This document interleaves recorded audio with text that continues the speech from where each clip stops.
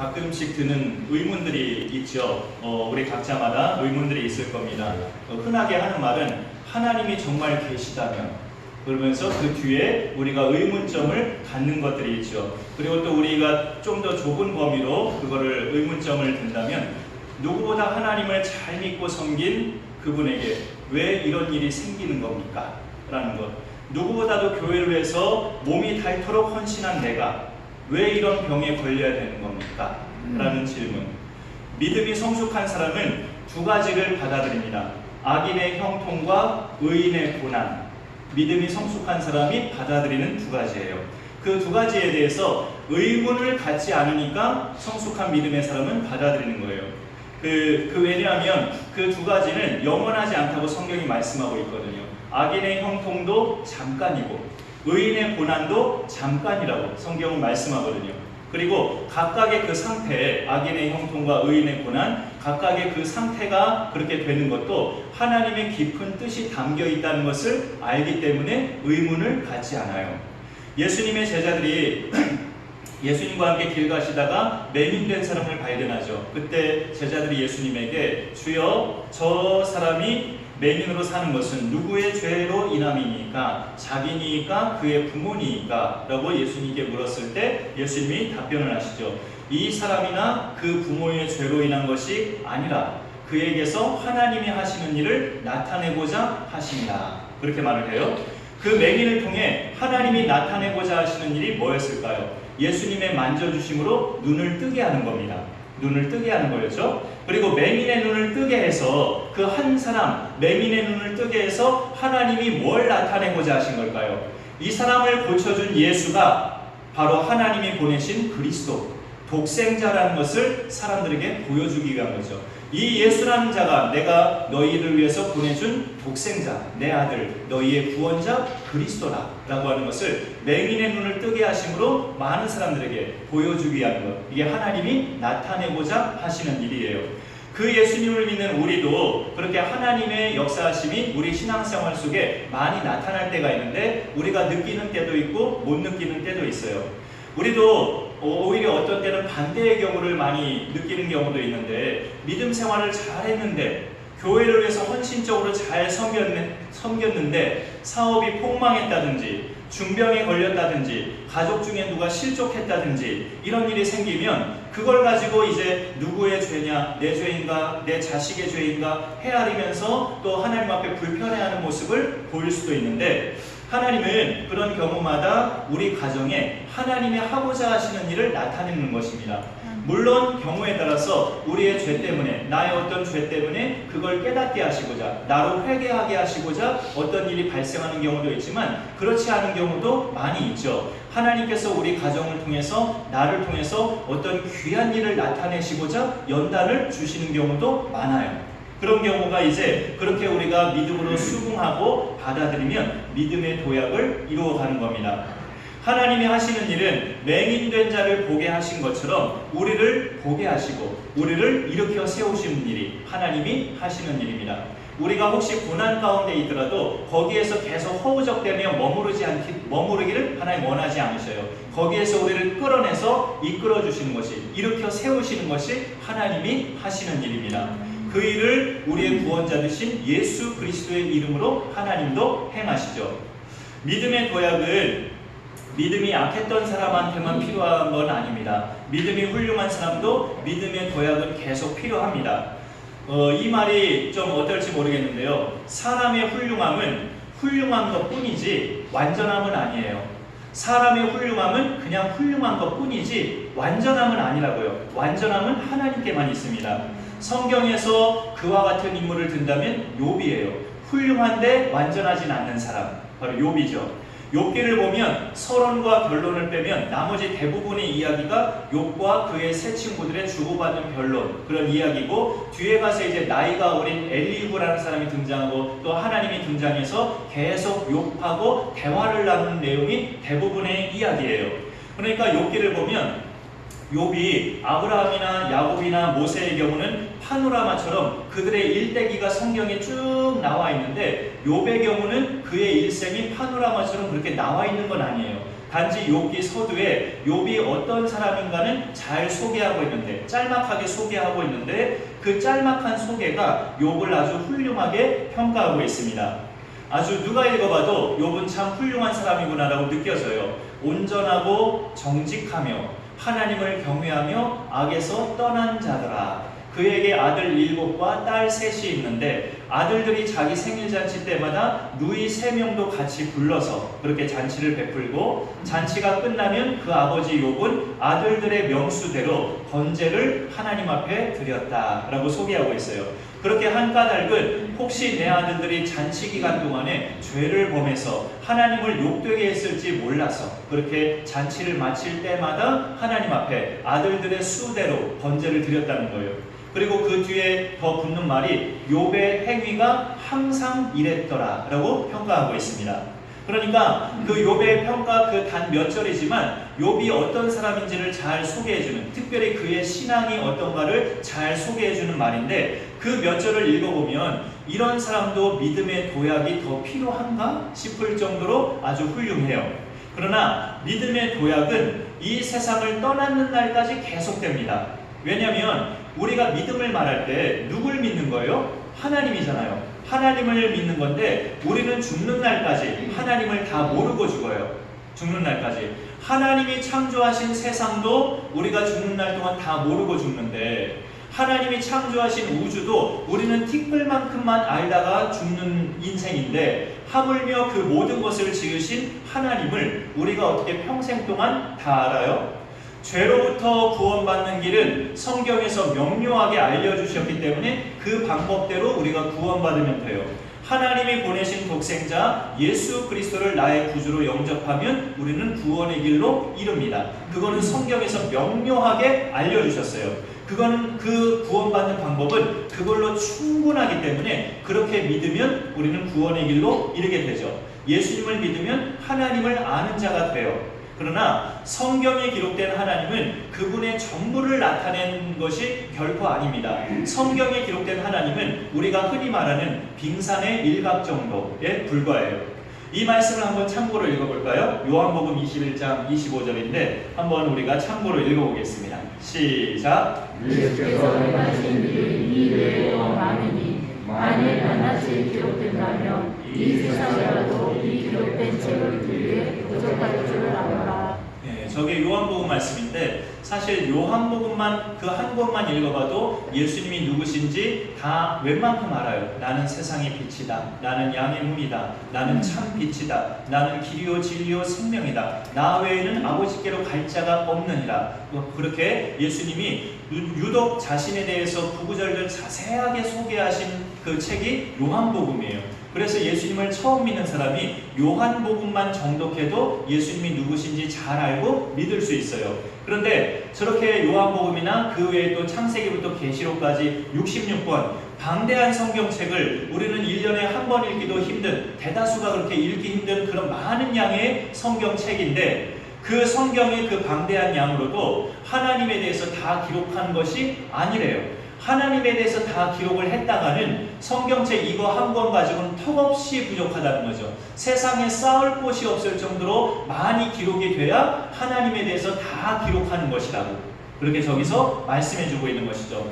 우리가 성경이 기록된 하나님은, 우리가 알고 있는 하나님은 빙산의 일각 정도에 불과한 그런 하나님을 알고 있는 거예요. 그러나 참 감사하게도 구원에 이르는 길은 명확하게 알려주셨기 때문에 이 성경에서 알려준 대로 예수님을 믿으면 구원에 이르게 되죠. 오늘 말씀을 우리가 욥기서 마지막 장을 함께 보고 있는데요. 우리가 믿음의 도약을 이루려면 이걸 버리는 게 또 필요합니다. 하나님을 내 생각 속에 가둔 상태에서 믿는 것. 하나님은 이러셔야 돼. 내가 하나님 앞에 이렇게 헌신하면 하나님은 나한테 이런 보상을 주셔야 돼. 우리 교회는 이렇게 이끌어가 주셔야 돼. 이거는 하나님을 어쩌면 내가 좌지우지하려는 신앙이에요. 우리는 그런 신앙관이 또 암암리에 있죠. 욥기의 욥도 그런 신앙관이 있었는데 그가 엄청난 고난을 겪으면서 또 막판에 가서 하나님의 쭉 응답을 받으면서 이제 하나님의 눈으로 하나님을 보게 돼요. 그 전까지는 자기 시각으로 하나님을 보던 사람인데 마지막에 가서 이제 하나님의 눈으로 하나님을 보게 되죠. 그게 오늘 말씀에서 욥이 뭐라고 표현하냐면 5절 말씀에 보면 내가 주께 대하여 귀로 듣기만 하였사오나 이제는 눈으로 주를 배웠나이다. 그동안은 귀로만 듣던 하나님을 내가 믿어왔다면 이제는 내가 친히 눈으로 뵙는 하나님을 내가 만났습니다 라고 그러면서 믿음의 도약을 이루는 욥의 모습을 보게 됩니다. 귀로만 듣다가 이제 눈으로 배웠다. 이 말이 무슨 뜻일까요? 전에 주일 말씀을 나누면서 하나님 체험에 대한 이야기를 몇 주 드린 적이 있었는데요. 여러분, 내가 믿는 하나님은 내 부모님께나 주일학교 선생님에게나 믿음의 선배들에게서 그동안 들어온 하나님을 나는 믿고 있는 건지, 아니면 내가 직접 인격적으로 만나게 돼서 내게 말씀하시고 내 생활 속에서 체험해본 하나님을 나는 믿고 있는 건지, 후자이면 믿음의 도약을 이룬 사람이에요. 그런데 내게 말씀하시고 생활 속에서 내가 직접 체험해보는 하나님도요, 그런 체험을 해보신 분은 알겠지만 내 간절한 소원을 들어주셔서 내가 하나님을 체험하는 때도 많지만 또 내 간절한 소원과는 영 다르게 또 응답 주시고 영 다른 길로 나를 인도해 주셔서 하나님을 체험하는 경우도 상당히 많아요. 내가 원하는 방향과는 180도 다르게 나를 인도하셔서 야, 역시 내 생각하고 하나님 생각은 이렇게 엄청나게 다르구나. 나는 생각이 서로 다른 대상이 우리 부부만 서로 다른 줄 알았는데, 나하고 내 남편만, 나하고 내 부인만 생각이 판이하게 다른 줄 알았는데 그게 아니구나. 하나님하고 나도 생각이 판이하게 다르구나. 이렇게 내 계획과 내 소망과는 전혀 다르게 인도해 가시는 하나님을 체험하는 것도 하나님을 귀하게 체험하는 거예요. 그런 체험이 오히려 더 믿음의 도약을 이루게 만들어요. 내 간절한 소원을 이루시면서 체험하는 것도 소중하지만 내 간절한 소원과 영 다른 방향으로 인도해 가셔서 정말 하나님은 나하고 생각이 다르시구나 라는 것을 체험하는 게 오히려 더 믿음의 도약을 이루는 데는 도움이 됩니다. 그런 체험이 우리 가운데 때로는 달갑지 않을 수 있지만 그런 체험을 통해서 하나님은 정말 하나님이시구나 라는 것을 우리가 더 확실하게 믿을 수가 있어요.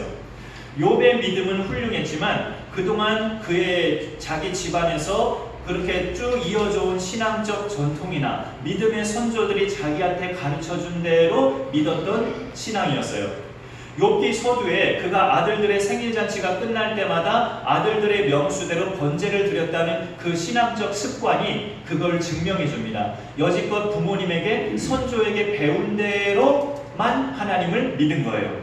그러다가 감당하기 어려운 고난을 겪는 중에 하나님이 급기야 욥에게 직접 나타나셔서 그가 하나님께로부터 직접 말씀을 받게 되는데, 하나님이 욥에게 주신 말씀은 이제 38장에서 42장까지 굉장히 쭉 많은 내용을 하나님이 말씀하셨지만 핵심은 이거라고 봐요. 너는 피조물이고 나는 창조주다. 그게 하나님 말씀의 핵심이에요. 사실 욥이 그토록 궁금해한 것은 왜 내가 갑자기 이런 까닭을 모르는 고난을 겪게 됐는가, 이걸 욥이 궁금해한 거예요. 욥이 심경을 토로한 그 많은 친구들과의 변론과 대화 중에 욥이 정말 자기의 심경을 토로한 대표적인 말씀을 우리가 한번 또 읽어보겠습니다. 저기 욥의 심경을 토로한 하나님께 드리는 질문인데요. 같이 한번 또 읽어주시죠. 시작. 내가 하나님께 아뢰오니 나를 정죄하지 마옵시고 무슨 까닭으로 나와 더불어 변론하시는지 내게 알게 하옵소서. 무슨 까닭으로 하나님 나와 지금 변론하시는지, 무슨 까닭으로 내가 이런 고난을 겪고 있는 건지 하나님 내게 좀 말씀하여 주옵소서. 이런 간구가 욥이 듣고 싶었던 하나님의 응답이었어요. 근데 이제 38장에서 하나님이 실제로 응답하시는데 하나님의 응답은 막상 욥이 궁금해했던 것을 응답하시는 게 아니에요. 아마 이렇게 응답하셨으면 얼마나 좋았을까요? 하나님께서 욥아, 그동안 힘들었지. 사실은 말이야, 사탄 그놈이 네가 나를 경외하는 모습을 시기해서 사탄 그놈이 내 허락을 받고 너와 네 집안을 다 친 거야. 네 생명만 해치지 않는 조건으로 사탄이 하루아침에 네 모든 것을 다 빼앗아간 거였다. 그동안 고생 많았다. 욥에게 이렇게 하나님이 말씀하셨다면 얼마나 욥의 마음이 정말 후련하고 속 시원한 그런 응답이 됐겠느냐 말이에요. 자기가 궁금해했던 것을 하나님께서 시원스럽게 정말 알려주시기를 욥은 기대했는데 하나님의 응답은 그게 아니고 본질적인 말씀을 계속 하십니다. 내가 땅에 기초를 놓을 때 너는 어디 있었느냐? 너는 태어나지도 않았다. 바다와 육지의 한계를 정한 자가 누구냐? 너냐? 나냐? 아무도 살지 않는 땅에 비를 내려주는 자가 누구냐? 너냐? 나냐? 비나 이슬방울에게 부모가 있느냐? 그것을 누가 낳았느냐? 너냐? 나냐? 하나님은 계속 질문 형식으로 욥에게 말씀을 하시죠. 하나님의 그 모든 말씀을 듣고 욥이 깨닫습니다. 하나님의 지혜와 권능은 사람이 상상할 수 없을 만큼 크고 위대하고 깊다는 것을, 그리고 자신이 얼마나 교만했는가를 그 하나님 말씀을 통해서 욥이 깨닫게 돼요. 욥이 막판에 한 말들 중에, 그 친구들 앞에서 욥이 막판에 한 말들 중에 이런 내용이 있어요. 하나 더 우리 스크린으로 말씀을 보실까요? 네. 좀 길지만 우리 한번 욥이 그동안 어떻게 살아온 사람이었는가를 자기 독백을 통해서 알려주고 있어요. 한 번 더 읽어주시죠. 시작. 나를 보고 젊은이들은 숨으며 노인들은 일어나서 서며 유지들은 말을 삼가고 손으로 입을 가리며 지도자들은 말소리를 낮추었으니 그들의 혀가 입천장에 붙었느니라. 귀가 들은즉 나를 축복하고 눈이 본즉 나를 질문하였나니 이는 부르짖는 빈민과 도와줄 자 없는 고아를 내가 건졌습니다. 저 욥의 독백 속에 그동안 욥이 어떻게 살아온 사람이었는가를 잘 보여주고 있어요. 그가 살고 있는 우스 땅에 욥을 모르는 사람이 없을 정도로 욥은 모든 사람에게 도움을 주고 선한 일을 해왔던 사람입니다. 그런데 이 고백 속에는 그 고백도 있긴 하지만 또 어떤 고백이 이 속에 깔려 있냐면, 내가 그런 사람인데 하나님 무슨 까닭으로 나한테 이러십니까? 내가 이런 사람이었어요 하나님, 근데 무슨 까닭으로 나한테 이런 징벌을 내리십니까? 라는 그런 의문점이 저 말 속에 깔려 있는 거죠. 나는 이만큼 대단하고 이렇게 살아온 정도면 그래도 훌륭하지 않습니까? 라는 건데, 이런 욥에게 하나님은 하나님밖에 하실 수 없는 일을 계속 말씀해 주시는 거예요. 내가 천지를 창조할 때 너 그것을 봤느냐? 독수리가 높은 곳에서 보금자리를 만드는 것이 네가 명령해서 그런 거냐? 내가 명령해서 그런 거냐? 까마귀 새끼가 먹을 것이 없어서 허우적거릴 때 먹이를 마련해 주는 것이 너냐? 나냐? 하나님이 계속 그런 것을 질문하시죠. 믿음의 도약은 나 정도면 꽤 괜찮은 사람인 줄 알았는데 하나님 말씀을 쭉 듣고서 나는 정말 티끌만도 못한 존재구나라는 걸 깨달을 때 믿음의 도약은 이루어집니다. 깨달으면서 욥은 하나님에 대해 고백하는 말과 자기에 대해 고백하는 말을 각각 해요. 하나님에 대해서 고백하는 말은 2절입니다. 2절에 주께서는 못하실 일이 없사오며 무슨 계획이든지 못 이루실 것이 없는 줄 알았사오니 라고 하나님에 대해서 고백을 하죠. 사실 자기도 그동안 그의 준에서 살아왔다고 생각했어요. 자기가 하나님만큼 완벽하진 않아도 하나님처럼 많은 베풀과 도움을 주면서 살아왔다고 생각을 한 거죠. 적어도 우스 땅에서는 욥의 말 한마디에 그 지역 사람들이 다 움직였고, 자기가 지나갈 때마다 젊은이들 뿐만이 아니라 노인들까지 다 일어섰고, 그래서 자기는 꽤 힘이 있고 능력 있는 사람이라고, 영향력 있는 사람이라고 생각했던 거죠. 그런데 모든 것을 다 잃고 몸까지 병이 드니까 그 모든 사람들이 욥을 어떻게 대합니까? 짧은 말씀 하나만 더 보여드릴게요. 저건 제가 읽겠습니다. 그러나 이제는 나보다 젊은 자들이 나를 비웃는구나. 이렇게 욥이 깨닫게 되죠. 저 깨달음은 중간 깨달음이에요. 그러니까 욥의 그 중간 깨달음은 하나님 말씀을 받고 난 후에 깨달음이 아니고 하나님 말씀을 받기 전에 자기의 그 처량한 결과를 통해서 깨달은 인간적인 깨달음을 저렇게 말하고 있는 거예요. 하나님 말씀을 받기 전의 깨달음은 이제 남과의 그 달라진 관계, 다른 사람들과의 달라진 관계 속에서 처절하게 깨닫는 그 깨달음이죠. 내가 능력 있고 힘 있고 이것저것 베풀 때는 모두가 나한테 조아리더니 다 잃고 몸까지 병드니까 젊은 자들까지도 이제 나를 비웃는구나. 이런 깨달음은 어떻습니까? 좋은 거라기보다는 씁쓸한 깨달음이죠. 그러나 사실인 거니까 깨달은 거예요. 결국 사람들이 그동안 나를 좋아했던 것은 나를 좋아한 게 아니라 내 돈을 좋아한 거였구나. 그런 깨달음을 가진 거예요. 이게 하나님 말씀을 받기 전에, 하나님의 응답을 받기 전에 욥이 인간적으로 깨달은 바입니다. 그러다가 이제 후반에 하나님이 나타나셔서 그에게 응답하신 후에 욥이 진정으로 깨달은 것은 하나님의 위대하심과 그 지혜의 무한하심을 깨달은 거죠. 그의 반면에 자기는 아무것도 아닌 미물인 것을 깨닫게 된 거예요. 여러분, 우리가 하나님 말씀을 받지 않는 상태에서 어려운 일을 당하거나 주저한 일을 경험하면 뭘 깨닫더라도 남들과 달라진 관계 정도만 깨달아요. 예전에는 나한테 막 이러더니 지금은 나한테 전화도 안 하는구나. 그런 씁쓸한 깨달음만 깨달아진다고요. 하나님 말씀을 받기 전에 내가 깨닫는 것은. 그러나 하나님 말씀을 받고 나서 하나님의 뚜렷한 응답을 받고 나서 깨닫는 것은 하나님의 위대하심을 깨달아요. 하나님의 위대하심을 바라보면서 나는 아무것도 아닌 존재였는데 내가 너무나 교만했었구나. 그 사실을 깨닫게 되는 거죠. 그동안 내가 남들 앞에서 선한 척, 의로운 척 살았었구나. 그거를 깨닫게 되는 겁니다. 본질적인 깨달음을 갖게 되는 거죠. 하나님의 말씀을 받고 나서는.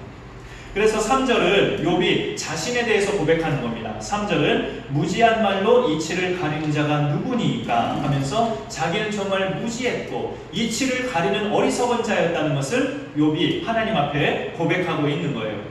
그 말은 이제 욥이 스스로 하고 있는 건데, 이 무지한 말로 이치를 가리는 자가 누구니까 라는 이 표현은 하나님이 욥에게 처음 나타나셨을 때 던지신 첫마디였어요. 하나님의 첫마디. 폭풍 가운데서 하나님이 나타나시면서 무지한 말로 생각을 가리는 자가 누구냐 하면서 하나님이 욥에게 던진 첫마디가 이거였어요. 근데 지금은 이제 욥이 자기 스스로 이 말을 해요. 무지한 말로 이치를 가린 자가 누구니까 바로 나였습니다.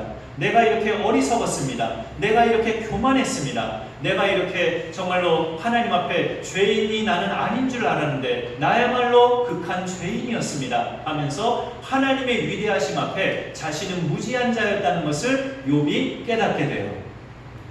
그런데 욥의 경우요, 우리가 하나 좀 부럽게 볼 만한 것이 뭐냐면 그의 믿음의 도약은 원래 그가 가졌던 믿음을 마지막에 가서 다시 회복하는 성격의 믿음이기도 해요.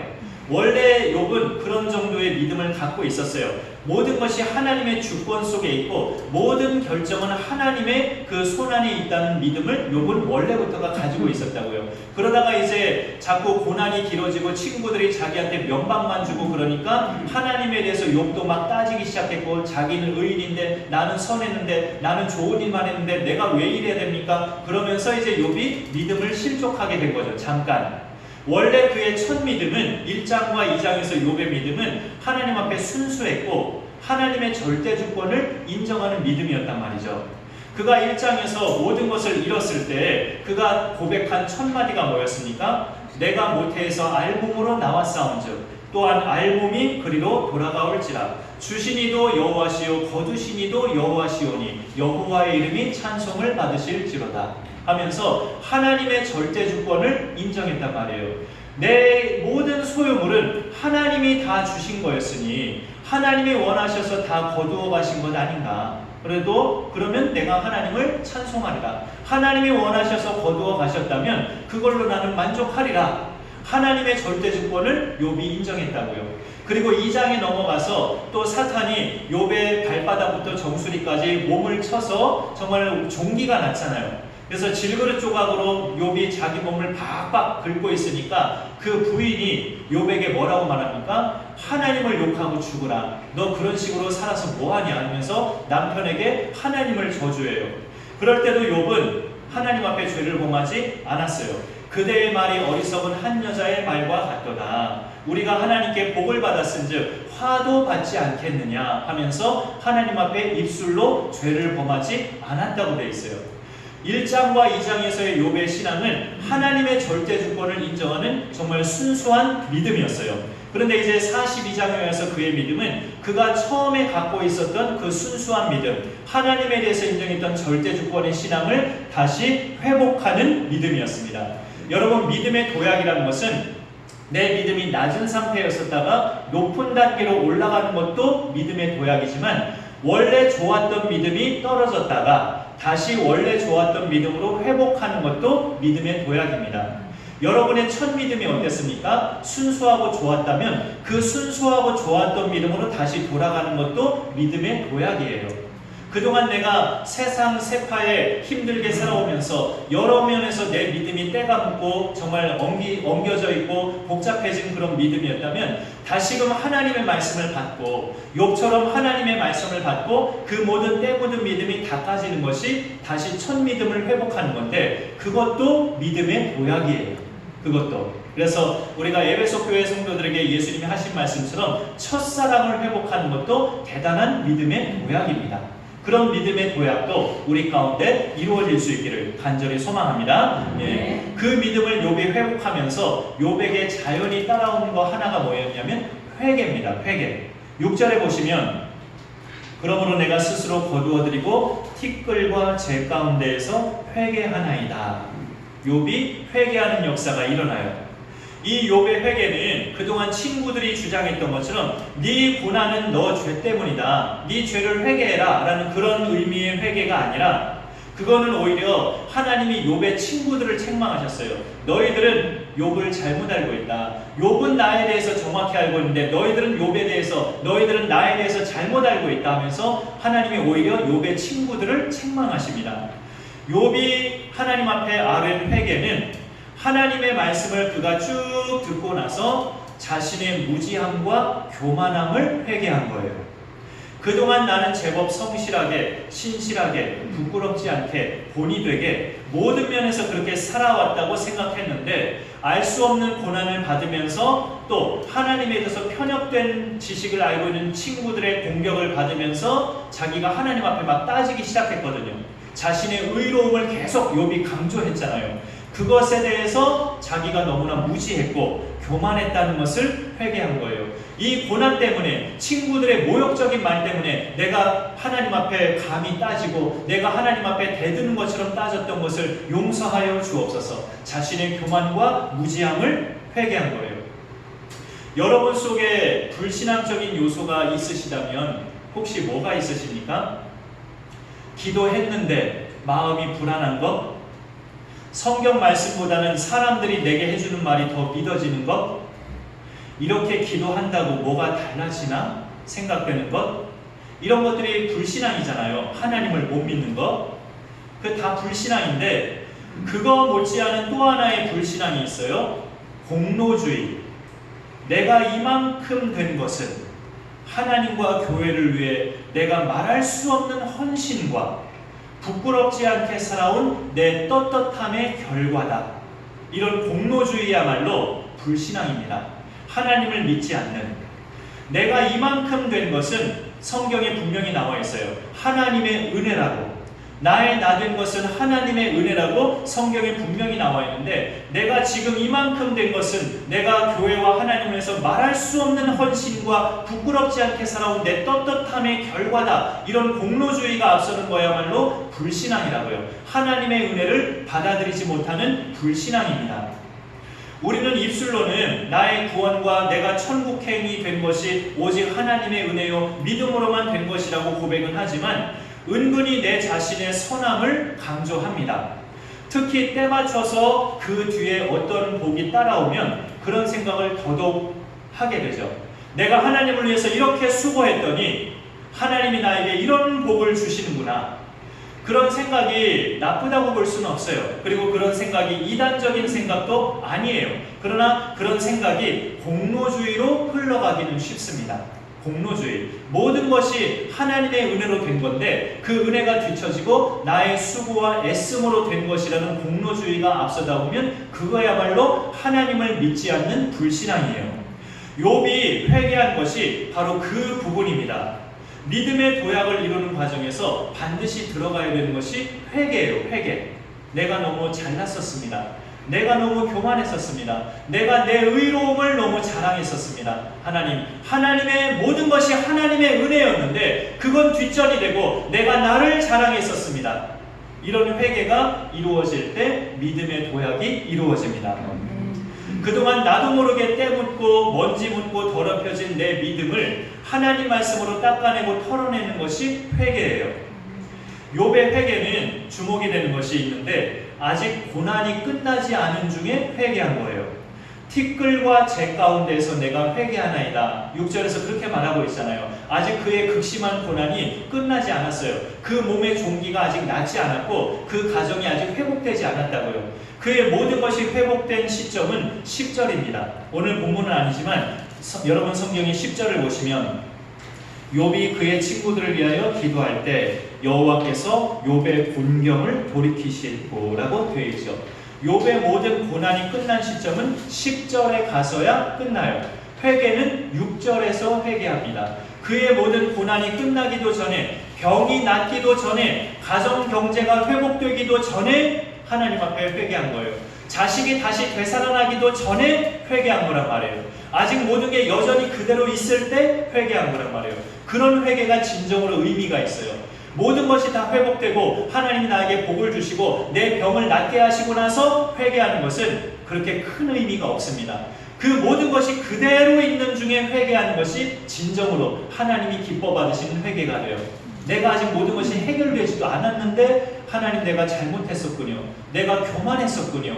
내가 나 잘난 맛에 살았었군요. 하면서 그 병 들어있는 중에 회개하는 것이 진정한 회개입니다. 그런 의미의 회개가 우리 신앙생활 가운데도 이루어질 수 있기를 소망합니다. 그가 진정으로 회개하면서 고백하는 것이 그거예요. 내가 지금까지 귀로만 듣던 하나님을 믿어왔는데 이제 내 눈으로 하나님을 보게 되었습니다. 내 눈으로 하나님을 보게 되면서 내가 인격적으로 나를 만나주신 하나님 앞에 내가 나아갑니다 하면서 그의 믿음의 도약이 이루어져요. 여러분, 하나님을 눈으로 보는 방법이 뭘까요? 하나님은 영이시기 때문에 우리가 절대 눈으로 볼 수 없어요. 근데 귀로만 듣다가 눈으로 본다는 그 방법이 뭘까요? 매일같이 하나님 말씀을 받는 거예요. 욥이 하나님 말씀을 받고 나서 내가 이제 하나님을 눈으로 배웠나이다 한 것처럼 매일같이 하나님 말씀을 받으면 하나님을 눈으로 뵐 수 있어요. 매일같이 하나님 말씀을 받아서 내가 얼마나 허물이 많은 사람인지, 하나님은 얼마나 위대하신 분인지, 나는 얼마나 미미한 존재인지를 늘 말씀 속에서 발견하면 하나님을 눈으로 보는 겁니다. 그러면 믿음의 도약을 우리가 이루어갈 수 있는 것이죠. 그러면서 우리가 바뀌어지는 것이 아까 잠깐 말씀드렸지만 하나님을 내 틀 속에 가두면서 믿는 게 아니라 내 인생을 주도적으로 이끌어 가시는 하나님을 따라가면서 믿는 믿음의 사람이 돼요. 그런 믿음으로 우리가 나아가면 믿음의 도약을 이루는 건데, 우리를 그렇게 말씀 속에서 인격적으로 만나주시는 하나님을 우리가 매일같이 만나면서 말씀 속에서 항상 만나셔서 믿음의 도약이 우리 인생 가운데 계속 이루어질 수 있기를 간절히 축원합니다. 네, 기도하겠습니다.